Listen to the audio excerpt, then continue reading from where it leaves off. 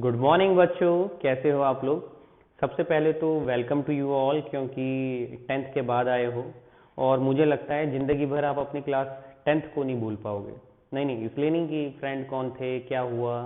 जो एंड में हुआ वो बहुत ज़्यादा अलग था। शायद मैंने भी अपनी लाइफ में कभी नहीं देखा। मैंने अपने पेरेंट्स से बात करी, उन्होंने भी कभी नहीं देखा, और शायद ही किसी ने ऐसी कोई कंडीशन देखी हो जब बिना किसी प्रॉब्लम के, बिना किसी राइट्स के, बिना किसी चीज़ के एक इनविजिबल वायरस की वजह से हम लोग सब घर पे। क्लियर। तो आई होप सो अब आप लोग समझ चुके होंगे कि हमें ऑनलाइन भी पढ़ना जरूरी है। इवन सिचुएशन कब नॉर्मल होगी we are not knowing that. I hope so it will be taking some time but it will be fine. सब अच्छे हेल्थ में रहें, यही प्रार्थना है भगवान से। And I hope that all of you are in very good health, क्योंकि अभी हमारे एरिया में luckily we are safe. Why I am saying luckily because we are not having a vaccine of that. तो ज़रूरी नहीं कि हम इतने लकी रहें बाद में भी, तो इसके लिए ज़रूरी है सोशल डिस्टेंसिंग मेंटेन रखें, अपनी हेल्थ का ध्यान रखें, इम्यूनिटी स्ट्रांग रखें। ठीक है, फास्ट फूड खाएं, कोई दिक्कत नहीं है, लेकिन घर का बना हुआ खाएं, कम खाएं, जिससे आपकी हेल्थ ज़्यादा इफेक्ट ना करे, डिटोरिएट ना करे। Is it clear? तो ठीक हो गया। चलिए हम 11th की शुरुआत करते हैं। Once again I welcome you all. Physics सुनते ही क्या होता था 9th-10th में? न्यूमेरिकल्स। और न्यूमेरिकल्स सुनते ही बहुत लोग की हालत ख़राब हो जाती थी। अब 11th में होता क्या है, आप लोग ना पहले से मैं ये कहूँ कि आप जजमेंटल होके, या फिर आप ये बोलें पहले से थॉट्स लेके आते हैं कि अच्छा इतना सिलेबस है, इतना वास्ट है, 10th में तो कुछ भी नहीं था, हम कैसे करेंगे। और ऐसा सोचते सोचते बहुत लोग के 6 महीने, 7 महीने, 8 महीने निकल जाते हैं और लास्ट में बहुत ज़्यादा दिक्कत होती है। ठीक हो गया। जब हम फिजिक्स की शुरुआत करते हैं 11th में, तो उससे आसान कोई भी सब्जेक्ट नहीं होगा, चाहे आप मैथ्स ले लें, चाहे केमिस्ट्री ले लें। क्योंकि अगर आप मैथ्स भी लेंगे, केमिस्ट्री भी लेंगे, तो आपकी कुछ टिपिकल चीज़ें शुरुआत में हैं, लेकिन physics is going to be very very easy initially. हाँ, हल्के हल्के वो जरा कॉम्प्लेक्स होगा, और वो अंडरस्टूड है कि आपका जो डिफिकल्टी लेवल है वो जैसे जैसे आपके चैप्टर्स जाएंगे वो बढ़ेंगे, लेकिन तब तक आप यूज टू हो जाएंगे उसके। Is it clear? लेकिन आप लोग के पास पर्सनली बहुत ज़्यादा टाइम नहीं है, बिकॉज इस बार वैसे ही आपका जो सेशन है उसको शुरुआत करने में काफ़ी टाइम लग चुका है। तो ठीक हो गया। तो आज आपका इंट्रोडक्शन की बात है। इंट्रोडक्शन ये नहीं कि आप मुझे अपना नाम बताएं, मैं आपको नाम बताऊं। इंट्रोडक्शन का मतलब ये है, आज मैं आपको बताऊंगा क्या बदला है। नहीं, अब कोविड-19 से बाहर आ जाओ, अब आ जाओ अपने सिलेबस में। तो आपके सिलेबस में कितने चेंजेस आए हैं। जो आपने लास्ट ईयर देखा था physics 4-5 chapter, 5 chapter two be very precise, उसमें से भी 2 चैप्टर सोर्सेज ऑफ एनर्जी और human I and colourful world, वो थे या नहीं थे कभी समझ में नहीं आया, क्योंकि इतने छोटे थे, शुरू होते ही खत्म हो जाते थे। So now basically we will be dealing with bulk chapters, यानी कि उसमें कंटेंट ज़्यादा होगा, इंटरेस्टिंग होगा। लेकिन एक जो आपका फोबिया है वो आप हटा दीजिए, numericals, because numericals build your concept. आपके कंसेप्ट न्यूमेरिकल्स ही बनाएंगे। Is it clear? चलिए, तो सिलेबस में क्या डिफरेंस है? सबसे बड़ा डिफरेंस 10th क्लास 10th में आपका 80+20 होता था। क्लास 11th में वो हो जाएगा 70+30। और यहाँ पे ये जो 20 थे वो आपके इंटरनल मार्क्स तो होते थे। यहाँ पे ये 70+30 में ये 30 मार्क्स आपके इंटरनल तो हैं, लेकिन ये पूरे के पूरे प्रैक्टिकल बेस्ड हो जाते हैं। यहाँ पे आपके unit test, copy, books, self assessment, बहुत सारी चीज़ें होती हैं जिनके मार्क्स 20 होते हैं। यहाँ सिर्फ प्रैक्टिकल के मार्क्स 30 होते हैं, और थियोरी के मार्क्स कितने होते हैं? 70। So these are your theory marks in class 11। ठीक हो गया। 11th में आपके इतने मार्क्स थियोरी के होंगे। अब और क्या क्या डिफरेंसेस हैं?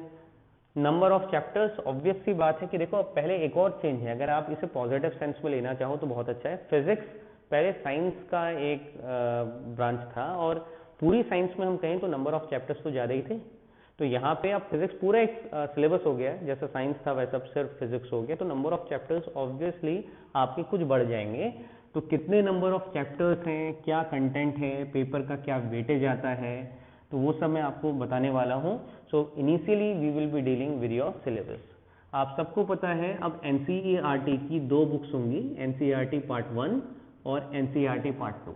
Clear? NCERT part 2। So there will be two books of NCERT 1 and 2. इसमें 8 चैप्टर्स होंगे, इसमें 7 चैप्टर्स होंगे। हो सकता है बाद में जरा वेरिएशन आए आपके सिलेबस में, क्योंकि ये जो पैंडेमिक है इसकी वजह से हो सकता है, कोविड-19 की मैं बात कर रहा हूँ, इसकी वजह से जरा वेरिएशन आए। जरा वेरिएशन आए का मतलब ये है कि कितना चेंज होगा सिलेबस में। हो सकता है जरा सा स्ट्रक ऑफ कर दें जरा आपका सिलेबस, चैप्टर की बात नहीं कर रहा हूँ, हो सकता है कुछ टॉपिक्स आपके स्किप कर दें, लेकिन अभी हम यही मान के चलते हैं जो CBSE ने इस साल हमें सिलेबस दिया था वही आपका सिलेबस है फिलहाल, जब तक चेंज ना हो जाए। तो इसमें 8 चैप्टर हैं, इसमें आपका क्या है 7 चैप्टर्स। क्लास 10th में आप सिर्फ चैप्टर पढ़ते थे, यहाँ पे जो हम बात करेंगे वो बात करेंगे यूनिट्स और चैप्टर्स की। There will be units and there will be chapters. Unit भी होंगी और चैप्टर भी होगा और उनका अपना वेटेज भी होगा। Is it clear? ठीक हो गया। तो यहाँ पे मैं यूनिट लिखूंगा, यहाँ पे मैं बताऊंगा कि कौन कौन से आपके चैप्टर उसमें इन्वॉल्व है। Is it clear? So it's visible और टू ऑल ऑफ यू। अब देखो लेफ्ट साइड में मैंने यूनिट लिखी है और राइट साइड में मैंने चैप्टर्स लिखे हैं, ठीक है। तो यूनिट नंबर 1 अगर आप देखो, यूनिट का मतलब है ग्रेटर, जैसे आप समझ सकते हो उसमें एक या उससे ज़्यादा चैप्टर आ सकते हैं, लेकिन चैप्टर तो ऑब्वियसली इंडिविजुअल होता है। फिजिकल वर्ल्ड एंड मेजरमेंट, इसमें 2 चैप्टर्स आएंगे आपके एनसीईआरटी बुक की, जिसमें जो सीक्वेंस होगा, ये एनसीईआरटी बुक का जो सीक्वेंस है वो है। ये आपका जो सीबीएसई सिलेबस बताएगा कि आपकी कौन कौन सी यूनिट कितने कितने मार्क्स की है वो है। मार्क्स अभी मैं डिस्क्लोज नहीं कर रहा हूँ इसलिए क्योंकि हो सकता है कुछ चेंजेस आए। तो पहला चैप्टर फिजिकल वर्ल्ड, दूसरा यूनिट्स एंड मेजरमेंट, तो ये आपका यूनिट नंबर 1 है। काइनेमेटिक्स दूसरी यूनिट है, इसमें 2 चैप्टर आएंगे, motion in a straight line, motion in a plane. Laws of motion तीसरी यूनिट है, तो इसमें एक ही चैप्टर आएगा, laws of motion. Work energy and power, work energy and power. System of particles and rotational motion, system of particles and rotational motion, same chapter. और last में gravitation और ग्रेविटेशन। यानी कि आपके पहली पार्ट में, एनसीईआरटी के फर्स्ट पार्ट में, ये जो आपको दिख रहा है दिस इज एनसीईआरटी। एनसीईआरटी नहीं होता, बहुत लोग एनसीईआरटी बोलते हैं, NCERT part 1। So how many chapters are there? 8 chapters are there. कितने चैप्टर हैं? 8 चैप्टर हैं। अच्छा, अगर आप कुछ देखो तो आपको कुछ याद आ जाएगा। क्या याद आएगा? क्लास 9th आप सब पढ़ते थे, यूनिट्स के बारे में पढ़ते थे, स्ट्रेट लाइन के बारे में, मोशन कैसा होता था पढ़ते थे, force and laws of motion पढ़ा था, वर्क एंड एनर्जी पढ़ा था, ये नहीं पढ़ा था, सिस्टम ऑफ पार्टिकल ये नहीं पढ़ा था, वहाँ पे ग्रेविटेशन भी आपने पढ़ा था ना। तो आपका जो क्लास 9th होता है उसी का ब्रॉडर फॉर्म क्लास 11th में आता है और 10th वाले का आपका 12th में आता है। तो अगर आपने 9th और 10th अच्छे से पढ़ी है, आपका बेस मजबूत है, 11th 12th में बहुत दिक्कतें नहीं आने वाली। और अगर बहुत अच्छे से नहीं पढ़ी है या फिर याद बहुत अच्छे से नहीं है, तब भी कोई दिक्कत नहीं है। अगर आप शुरू से मेहनत करते हैं तो वो सारे बेसिक्स आप दोबारा कवर अप कर सकते हैं। Is it clear? समझ में आ गया? तो पहले बुक के लिए कितने unit? 6। How many chapters are there? 8। चलिए अब देखते हैं एनसीईआरटी सेकंड पार्ट में कितने चैप्टर्स हैं। 1 2 3 4 5 6 7। वहाँ कितने थे? 8 पहले पार्ट में, यहाँ कितने? 7। तो टोटल कितने हो गए? 15। नियर अबाउट इतने ही चैप्टर थे साइंस में भी 10th में। जरा सा सिलेबस वास्ट होगा। जब हमारी बॉडी में, हमारी फिजिक में चेंज आया है तो सिलेबस में भी तो जरा चेंज आएगा, तो जरा बढ़ गया है। जैसे हमारी बॉडी, हमारी हाइट बढ़ गई है, वैसे ही ये भी बढ़ गया है। अब यहाँ जो यूनिट है, देखो जरा सा यूनिट में, एक यूनिट का नाम अलग है, यूनिट नंबर 7, इसका नाम है बल्क मैटर। बल्क का मतलब बहुत ज़्यादा, है ना बल्कि, तो देखो यूनिट भी बहुत बल्कि हो गए। 9 10 11 3 चैप्टर्स इस यूनिट में हैं, यानी कि सबसे ज़्यादा नंबर ऑफ चैप्टर जिस यूनिट में है उस क्या है उसका नाम?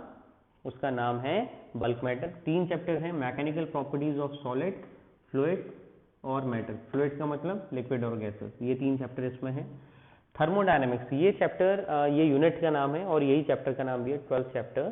तो ये आपका केमिस्ट्री में भी आएगा। कुछ कंसेप्ट हल्के अलग होंगे लेकिन काफ़ी कुछ सिमिलर भी रहेगा।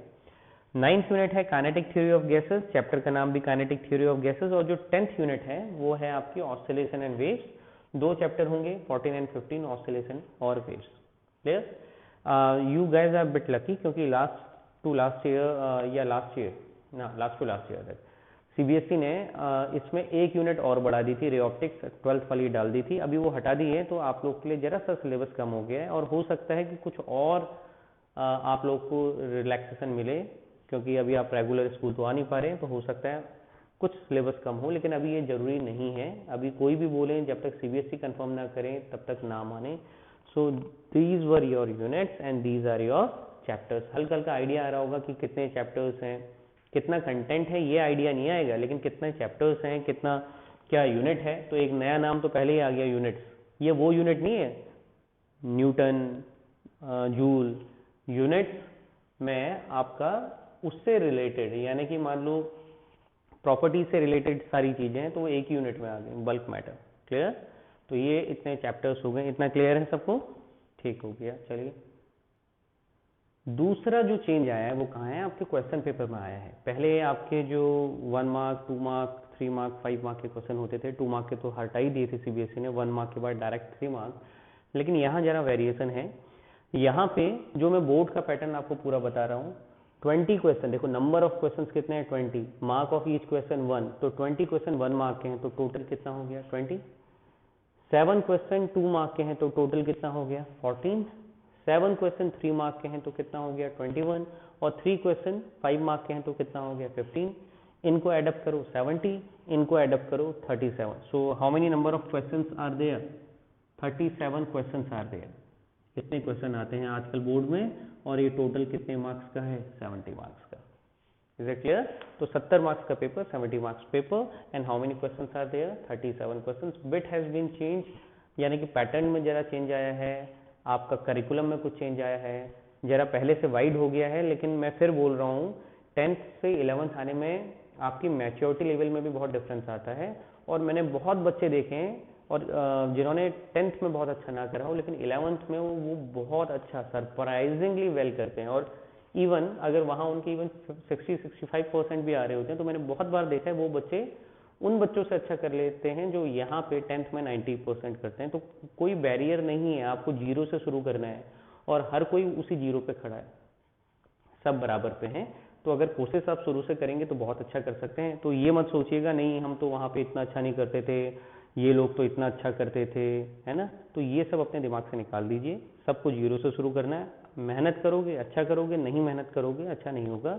जहाँ पे डाउट होगा आई एम ऑलवेज देयर। कभी भी आप दिक्कत हो, परेशानी हो, आप क्वेश्चन पूछ सकते हैं। Is it clear? Okay, thank you.